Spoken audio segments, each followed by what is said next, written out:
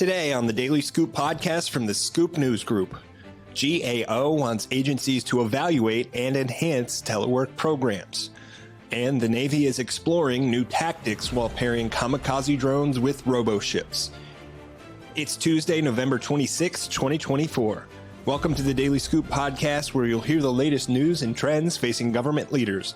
I'm the host of the Daily Scoop podcast, Billy Mitchell. Thanks so much for joining me. Before we get started, a quick housekeeping note. With the Thanksgiving holiday on Thursday and many of you in the federal tech space off the day before and after Turkey Day, this will be the last episode of the Daily Scoop this week. We will be back to our regular programming Monday, December 2nd. I hope you have a safe and fantastic Thanksgiving holiday. Now let's get into today's top headlines.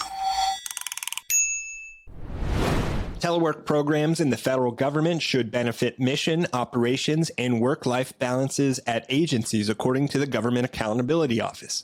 Yet some agencies are not fully aligned with key practices to ensure successful telework implementation, the watchdog found in a new report. The Internal Revenue Service, U.S. Citizenship and Immigration Services, and Department of Agriculture's Farm Service Agency all told the GAO that they have not yet fully evaluated the effects of telework on agency performance. Similarly, the Department of Veterans Affairs cannot do so for the Veterans Benefits Administration because it does not have a system in place that provides telework agreement information in an accessible manner.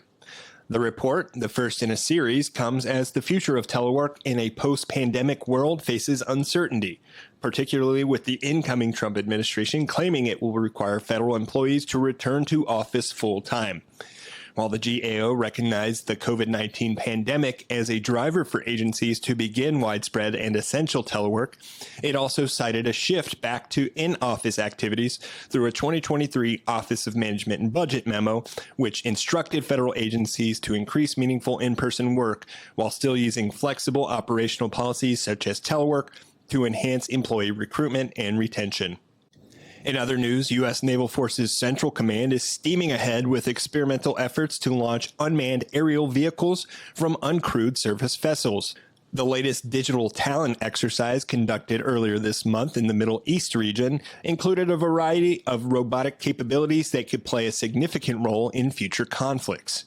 In a recent press release, NAVCENT said that the Digital Talon 3.0 exercise tested the electronic and mechanical effectiveness of robotics and autonomous systems, the capabilities of over-the-horizon communications between unmanned systems, and testing aerial autonomous launch and recovery of an unmanned aerial vehicle off an unmanned surface vessel. The exercise involved Task Group 59.1, which was established earlier this year, and reports to Task Force 59, a key unit based in the Middle East under 5th Fleet that's helping the Navy operationalize AI and uncrewed platforms for real-world missions.